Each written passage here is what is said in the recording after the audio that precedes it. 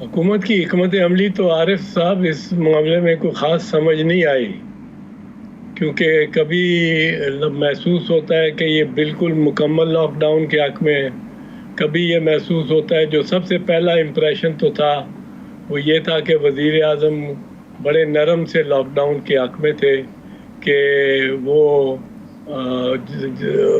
Selective lockdown या smart lockdown smart हो कि जिसके तहत कारोबार भी चलते रहे, बाज़ार भी खुले रहे, और ख़ासकर उनकी ये एक बार बार जो उन्होंने कहा तो बात की थी कि जी जो दिहाड़ीदार है वो भूखा मर जाएगा, उसके लिए भी कोई गुंजाइश रहे कि दिहाड़ी उसकी चलती रहे, यौमिया उसकी उजरत उसको कुछ मिलती रहे।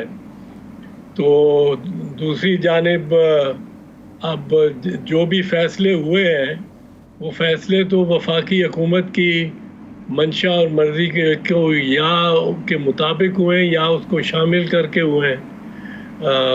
कोई भी नहीं कह सकता कि जी वफाकी हुकूमत में कि हम बिल्कुल ज़िम्मेदार नहीं हैं, क्योंकि ये तो CCI और एक जो इन्होंने और बॉडी बनाई है कोरोना पे कोविड-19 पे, वो उस बॉडी लार्जर बॉडी उनके उसमें चीफ मिनिस्टर्स भी शामिल होते हैं चारों, और वफाकी हुकूमत भी होती है, और इत्तफाक राय से ही सारा कुछ हो रहा है जो हो रहा है। बीच में एक ज़रा मुश्किल डाली थी, अगर किसी ने फैसला हतमी किया है इस मामले में तो वो सुप्रीम कोर्ट ने किया है, जिसने कहा कि लॉकडाउन होना ही नहीं चाहिए और दुकानें बंद ही नहीं की जा सकती। आर्टिकल 4, आर्टिकल 18, आर्टिकल 25 को लेके, और किसी दुकान को सील नहीं किया जा सकता, कोई SOPs एनफोर्स नहीं किए जा सकते, वर्चुअली ये कह दिया था। और वो लॉ, वो कानून, मेरे ख्याल में वो फैसला अभी तक मौजूद है और वो कानून है पाकिस्तान। अगर कोई चैलेंज करे उसकी बुनियाद पे इसको, उसके तहत तो सब कुछ खुल जाना चाहिए। एजाज साहब एक ब्रेक लेते हैं, एक के बाद जब वापस आएंगे यहीं से गुफ्तगू का सिलसिला जोड़ेंगे। वज़ीर आज़म ने ये जो कहा कि अगर सूबे पूछ लेते थे, तो आप हुकूमती पॉलिसी कोरोना को लेके इससे मुतालिक अपनी बात कंटिन्यू करें। दूसरा, ये जो अगर सूबे पूछ लेते तो ऐसा लॉकडाउन ना होता, ये अगर का लफ्ज़ 18वीं तरमीम के बाद आया है। व्हाट डू यू थिंक 18वीं तरमीम के जो समरात थे वो पहुँचे हैं अवाम तक? ये जो 18वीं तरमीम का इशू उठाया जा रहा है, ये तो मैं नहीं समझता हूँ कि कोई इसकी इतनी मौज़ूनियत है इस वक्त। मौजू होती बात यकीनन होती है 18वीं तरमीम को अगर वफाकी हुकूमत उठा के शिकवा कर रही होती कि फ़लाँ सूबे ने हमारी बात नहीं मानी, और मैं तो देख रहा हूँ कि गुज़श्ता 3-4 मीटिंग्स या कम अज़ कम महीने डेढ़ से तो हर बात एक कंसेंसस से और इत्तफाक राय से हो रही है।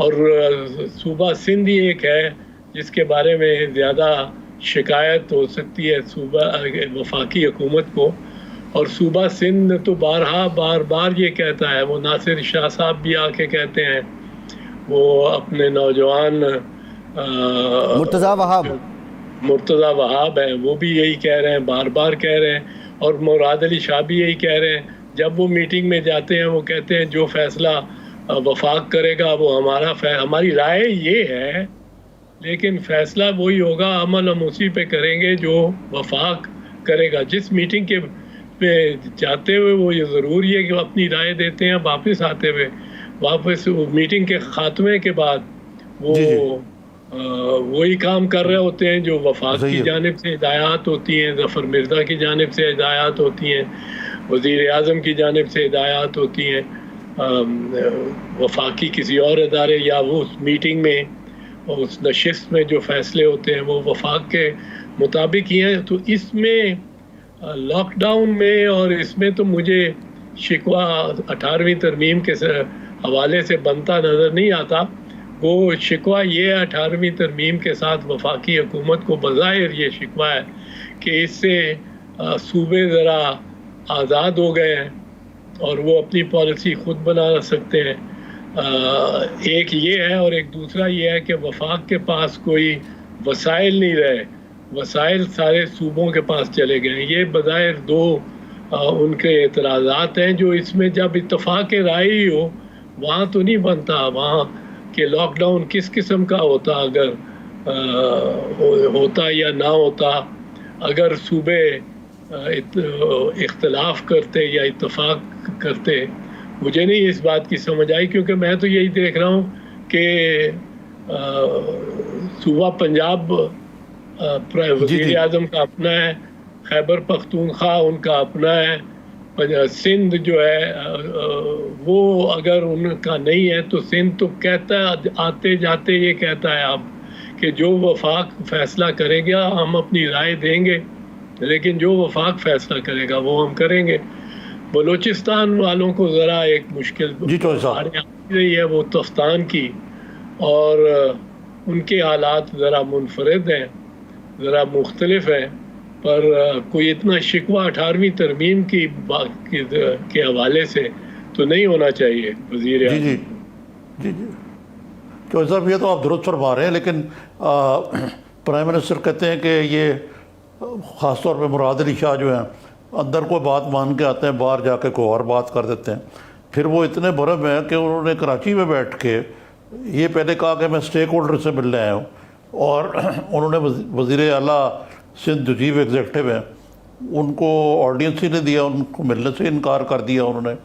تیسرے انہوں نے فرمایا کہ یہ 18ویں ترمیم نے، یعنی واضح اشارہ ان کا مراد علی شاہ صاحب کی طرف تھا کہ وہ ڈکٹیٹر بن گئے ہیں جو سی ایم جو ہیں. تو یہ تھوڑا سا مس پلیس کرٹیسزم نہیں ہے؟ میرے خیال میں تو مس پلیسڈ ہے. یہ اس سے الٹی بات ہو رہی ہے. آپ کو یاد ہوگا بڑی اچھی طرح 1988 میں جب محترمہ بے نظیر شہید بنی وزیر اعظم، بے نظیر بھٹو وزیر اعظم تھی جی وزیر اعظم جب بنی، اور آپ سے ملاقات بڑی رہتی تھی، دوستی ہماری اس سے بہت پرانی ہے، اور میں وزیر داخلہ ہوا، وزیر قانون بنا، تو نواز شریف صاحب جو چیف منسٹر پنجاب تھے، ہم نے کئی دفعہ میں نے ڈسکس بھی کیا اس کو، اب آپس میں کوئی ان کے خلاف سازش کے طور پہ نہیں، پر آپس میں ہمیں حیرت ہوتی تھی کہ وہ اعلان کر کے اعلانیہ وزیر اعظم کا استقبال کرنے نہیں جاتے تھے ایئرپورٹ پہ، اور اس کا پہلے اعلان کر دیا جاتا تھا کہ وزیر اعلیٰ نہیں جائیں گے. تو یہ تو ہمیں اس وقت بھی بری بات لگتی تھی، اس وقت وزیر اعلیٰ کر رہے ہوتے تھے. اس وقت وزیر اعظم اگر کرتے ہیں تو کوئی اچھی بات نہیں ہے. کراچی جا کے ان کو چاہیے تھا سب سے پہلے ملنا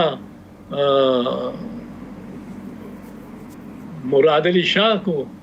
اور آپ کو یہ بھی یاد ہوگا کہ جب نواز شریف آنے کے تیار ہی نہیں تھے بی بی کو کے استقبال کے لیے تک، تو ہم نے پھر یہ سوچا کہ ہم وہی ہاتھ بڑھاتے ہیں دوستی کے لیے، تو ہم ہی ہاتھ بڑھا دیتے ہیں. اور ہم نے پھر یہ طے کیا کہ بی بی جائیں گی، اور بی بی جہانگیر بدر صاحب جو لاہور کی نمائندگی اور پنجاب کی زیادہ کرتے تھے، ان کو لے کے مرحوم جہانگیر بدر صاحب کو میاں نواز شریف کے گھر 25 دسمبر 1988 کو گئیں بطور وزیر اعظم مبارکباد دینے ان کی سالگرہ کی. تو ہم نے کوئی اور کچھ گفٹس بھی ساتھ لے گئیں، ہم نے یہ کیا. لیکن وہ نواز شال کا تحفہ دیا تھا انہوں نے، شال کا تحفہ بالکل شال کا تحفہ دیا تھا. اس کے بعد آپ کو یاد ہوگا کہ ایک ڈنر تھا جس پہ آپ اکٹھے تھے پرل کانٹیننٹل میں، پر وہ ادھر سے ہو کے آئی تھی اور بڑی خوش تھی کہ میں نے آج پہلا اٹھا لیا ہے اور دوستی ہوگی، ہم کسی سے جھگڑا نہیں چاہتے. آپ سے بھی بات کرتی رہی اس بارے میں. تو لیکن نواز شریف صاحب اپنی جگہ بضد رہے. وہ اگلی مرتبہ اسلام آباد آئے تو سیدھے پریزیڈنسی سے نکل کے سیدھے اسلم بیگ صاحب، جنرل اسلم بیگ صاحب کے گھر، اور وہاں سے ہم نے سوچا کہ شاید وزیر اعظم کی طرف آ جائے، کیونکہ پنڈی میں اس وقت تھا قیام وزیر اعظم کا اور رہائش وزیر اعظم کی وہاں تھی. تو ہم نے سوچتے رہے کہ شاید اسلام آباد پہلے گئے، پھر پنڈی یہ پتہ تھا کہ اسلم بیگ صاحب کے کال کرنے جا رہے ہیں، پھر آئیں گے اطلاع آ جائے گی، پر ہم دیکھتے رہے اور وہ جی ٹی روڈ پہ چڑھے اور سیدھے لاہور آ گئے. اور ایک دفعہ نہیں 2-3 مرتبہ انہوں نے یہی کیا. مری چلے گئے، مری سے آئے اور پریزیڈنسی گئے، پریزیڈنٹ صاحب سے ملے اور لاہور چلے آئے. تو جی صحیح چودھری صاحب، لیکن اس کا ان کو اس کا خمیازہ بھی تو بھگتنا پڑا نا چودھری صاحب. بالآخر ان کو اپنی حکومت سے ہاتھ دھونا پڑا جب وہ وزیر اعظم بنے اور غلام اسحاق نے ان کو فارغ کر دیا اور بعد ازاں بھی وہ فارغ ہوئے. تو یہ کوئی اچھی روایت تو نہیں ہے. میرا نہیں خیال کہ یہ ہم COD کے بعد اور کافی ان چیزوں سے آگے آ چکے ہوئے تھے. تو اب یہ پیچھے کی طرف جو قدم ہے مثلاً 18ویں ترمیم ہے، یہ کنسنسس سے بھی بدل جا سکتی، کوئی صحیفہ آسمانی تو نہیں ہے. اسی طرح NFC ایوارڈ ہے، وہ کہتے ہیں غریب کر دیا ہے وفاق کو، لیکن شاید وہ یہ بھول جاتے ہیں کہ پاکستان ایک پیپلز پارٹی گورنمنٹ نے جو 18ویں ترمیم اور اس کے ذریعے اس کو دوبارہ اس کی وفاقیت کو اور اس کے کوسائی پریزیڈنشل سسٹم کو رول بیک کیا تھا. تو اب اس کو دوبارہ اس طرف لے جانا جو ہے یہ تو بہت مہنگا سودا ہوگا. اور یہ کوئی زکوٰۃ نہیں ہے جو صوبوں کو دی جاتی ہے، یہ تو صوبوں کا حق ہے جو NFC ایوارڈ کے تحت ان کو ملتا ہے.